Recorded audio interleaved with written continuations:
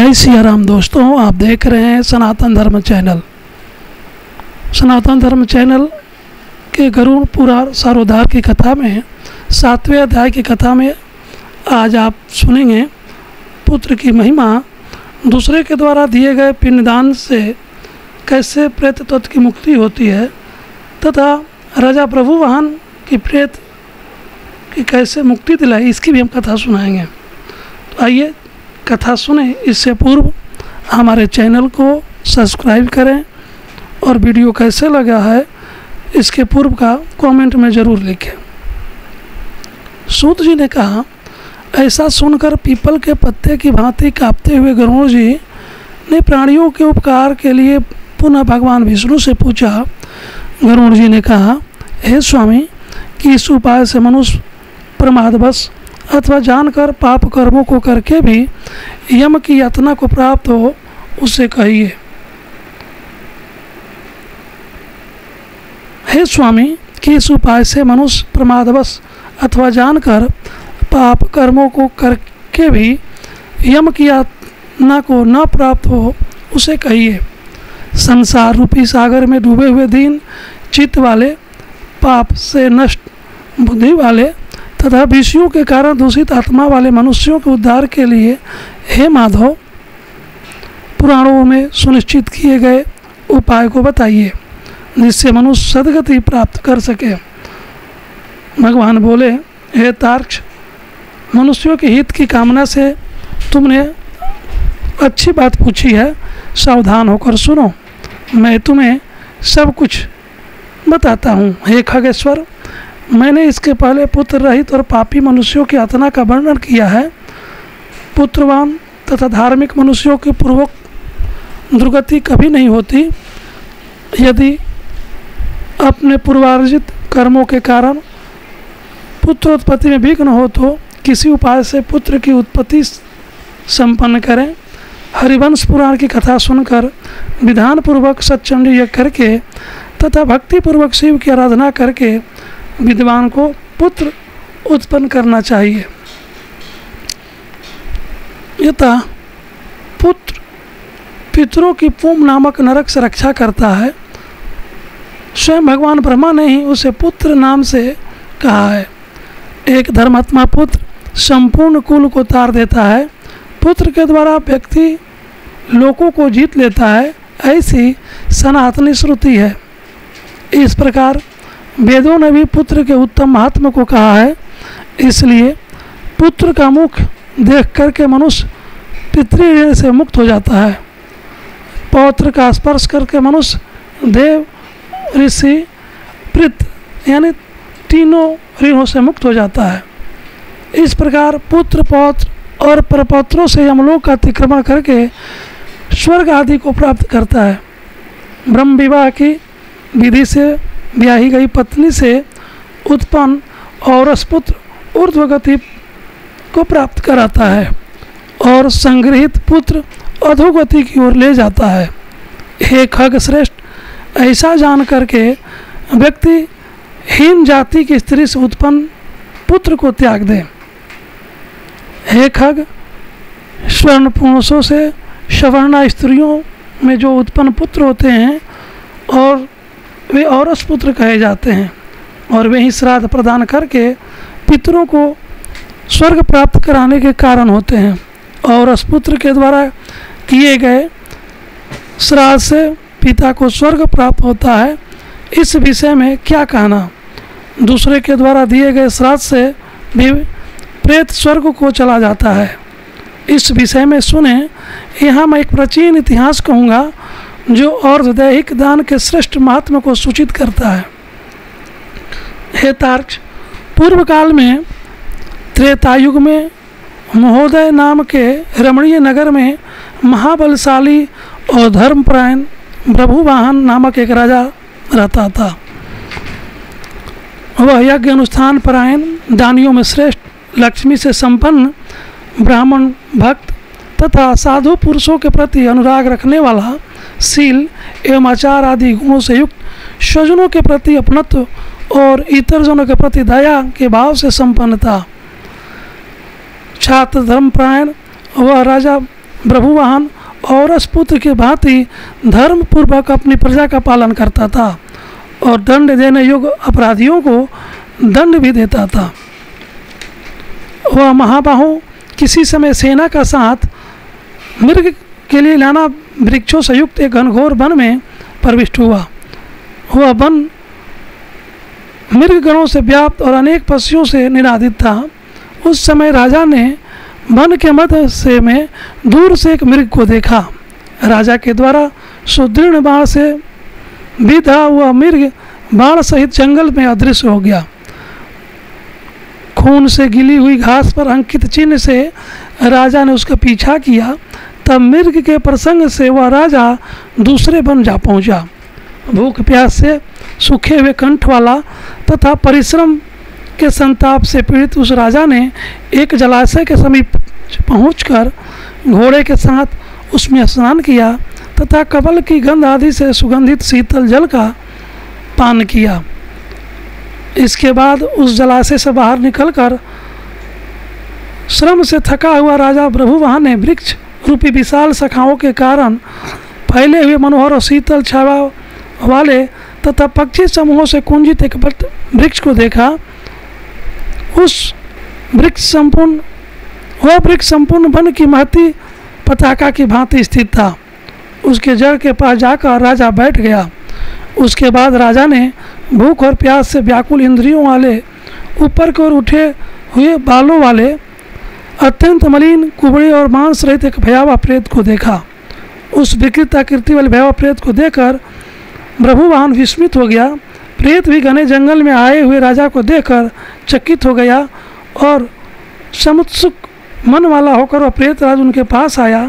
हे तार्क्ष, तब उस प्रेतराज ने राजा से कहा, हे महाबाहो, अब के संबंध में मैंने प्रेत भाव का त्याग कर दिया है, अर्थात मेरा प्रेत भाव छूट गया है और मैं परम शांति को प्राप्त हो गया हूँ तथा धन्यतर हो गया हूँ। राजा ने कहा, हे कृष्ण वर्ण वाले तथा भयावह रूप वाले प्रेत, किस कर्म के प्रभाव से देखने में डरावने लगने वाले हो और बहुत ही अमंगलकारी इस प्रेत तत्व स्वरूप को तुमने कैसे प्राप्त किया है? हे तात, अपने प्रेत तत्व की प्राप्ति का सारा कारण बताओ। तुम कौन हो और किस दान से तुम्हारा प्रेत तत्व नष्ट होगा? प्रेत ने कहा, हे श्रेष्ठ राजन, मैं आरंभ से आपको सब कुछ बताता हूँ। प्रेत तत्व का कारण सुनकर आप कृपया उसे दूर करने की दया कीजिए। वैदिश नामक एक नगर था जो सभी प्रकार की संपत्तियों से समृद्ध, नाना जनपदों से व्याप्त, अनेक प्रकार के रत्नों से परिपूर्ण, धनिकों के भवनों तथा देव एवं राजा प्रसादों सुशोभित और अनेक प्रकार के धर्म स्थानों से युक्त है। तात, मैं वहाँ रहता हुआ निरंतर देव पूजन किया करता था। आपको विदित होना चाहिए कि मैं वैश्य जाति में उत्पन्न हुआ और मेरा नाम सुदेव था। मैंने हव्य प्रदान करके देवताओं का तथा कव्य प्रदान करके पितरों का तर्पण किया। अनेक प्रकार के दानों से मैंने ब्राह्मणों को संतुष्ट किया था और अनेक बार दीन, अंधे, जरूरतमंद मनुष्यों को अन्न दिया था। हे राजन, मेरा यह सारा सत्कर्म मेरे दुर्देव से निष्फल हो गया। जिस कारण मेरा सुकृत निष्फल हुआ वह मैं आपको बताता हूँ। मुझे कोई संतान नहीं है, मेरा कोई सहृदय नहीं है, कोई बांधव नहीं है और न ऐसा कोई मित्र ही है जो मेरी अर्धदैहिक क्रिया करता। हे महाराज, मृत्यु के अनंतर जिस व्यक्ति के उद्देश्य से षोडश मासिक श्राद्ध नहीं दिए जाते, सैकड़ों श्राद्ध करने पर भी उसका प्रेत तत्व सुस्थिर ही रहता है, अर्थात दूर नहीं होता। हे महाराज, आप मेरा और दैहिक कृत्य करके मेरा उद्धार कीजिए। इस लोक में राजा सभी वर्णों का बंधु कहा जाता है, इसलिए हे राजेंद्र, आप मेरा उद्धार कीजिए। मैं आपको मणि रत्न देता हूँ। हे वीर, यदि आप मेरा हित चाहते हैं तो जैसे मेरी सद्गति हो सके और मेरी प्रेत योनि से मुक्ति हो सके, वैसा आप करें। भूख प्यास आदि दुखों के कारण यह प्रेत योनि मेरे लिए दुस्सह हो गई है। इस वन में सुंदर स्वाद वाले शीतल जल और फल विद्यमान हैं, फिर भी मैं भूख और प्यास से पीड़ित हूँ। मुझे जल और फल की प्राप्ति नहीं हो पाती। हे राजन, यदि मेरे उद्देश्य से यथाविधि नारायण बलि की जाए, उसके बाद वेद मंत्रों के द्वारा मेरी सभी और दैहिक क्रिया संपन्न की जाए, तो निश्चित ही मेरा प्रेत तत्व नष्ट हो जाएगा। इसमें संशय नहीं है। मैंने सुना रखा है कि वेद के मंत्र, तप, दान और सभी प्राणियों में दया, सत्य शास्त्रों का श्रवण, भगवान विष्णु के पूजन और सज्जनों की संगति, ये सब प्रेत योनि के विनाश के लिए होते हैं। इसलिए मैं आपसे प्रेत तत्व को नष्ट करने वाली विष्णु पूजा को कहूँगा। हे राजन, न्यायोपार्जित 2 सुवर्ण भार 32 मासा भार का सोना लेकर उससे नारायण की एक प्रतिमा बनावें, जिसे विविध पवित्र जलों से स्नान कराकर और 2 पीले वस्त्रों से वैशिष्ट करके सभी अलंकारों से विभूषित कर अधिवासित करें। तदंतर उसका पूजन करें। उस प्रतिमा के पूर्व भाव में एक श्रीधर, दक्षिण में मधुसूदन, पश्चिम में वामन, उत्तर में गदाधर, मध्य में पितामह ब्रह्मा तथा महादेव शिव की स्थापना करके गंध पुष्प आदि द्रव्यों के द्वारा विधि विधान से पृथक पृथक पूजन करें। उसके बाद प्रदक्षिणा करके अग्नि में हवन, देवताओं को तृप्त करके घृत, दधि तथा दूध से विश्व देवों को तृप्त करें। तदंतर समाहित चित्त वाला यजमान स्नान करके नारायण के आगे विनीत आत्मा होकर विधि पूर्वक मन में संकल्पित अर्धदैहिक क्रिया को आरंभ करें। उसके बाद क्रोध और लोभ से रहित होकर शास्त्र विधि से सभी श्राद्धों को करें तथा वृषोत्सर्ग करें। तदंतर ब्राह्मणों को 13 पददान करें। फिर सैया दान देकर प्रेत के लिए घट का दान करें। राजा ने कहा, किस विधान से प्रेत घट का निर्माण करना चाहिए और किस विधान से उसका दान करना चाहिए, सभी प्राणियों के ऊपर अनुकंपा करके के हेतु से प्रेत मुक्ति दिलाने वाले प्रेत घट दान के विषय में बताइए। प्रेत ने कहा, हे महाराज, आपने ठीक पूछा है। जिस सुदृढ़ दान से प्रेत तत्व नहीं होता है, उसे मैं कहता हूँ। आप ध्यान से सुने। प्रेत घट का दान सभी प्रकार के अमंगलों को विनाश करने वाला, सभी लोकों में दुर्लभ और दुर्गति को नष्ट करने वाला, ब्रह्मा, शिव तथा विष्णु सहित लोकपालों से युक्त तपाए हुए सोने का एक घट बनाकर उससे दूध, घी आदि से पूरा भरकर भक्ति पूर्वक प्रणाम करके ब्राह्मण को दान करें। इसके अतिरिक्त तुम्हें अन्य सैकड़ों दानों को देने की कोई आवश्यकता नहीं है।